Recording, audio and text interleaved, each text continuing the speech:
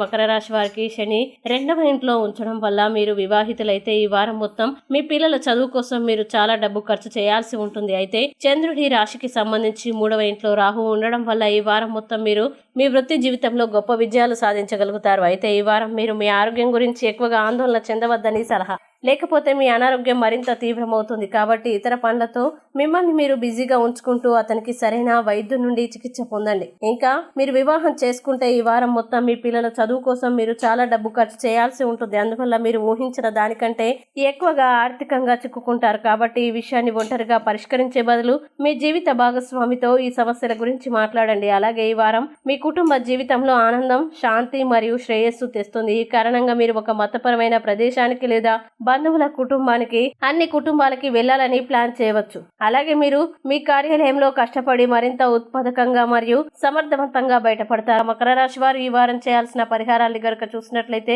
ప్రతిరోజు 44 సార్లు ఓం మండాయ నమః అని జపించండి. అలాగే ఈ వారం మకర రాశి వారికి అనుకున్న తేదీలు గనుక చూసినట్లయితే వీరికి 10వ తేదీ చాలా మంచి రోజు. ఈ తేదీలో ఏ పని ప్రారంభించినా సరే మంచిది.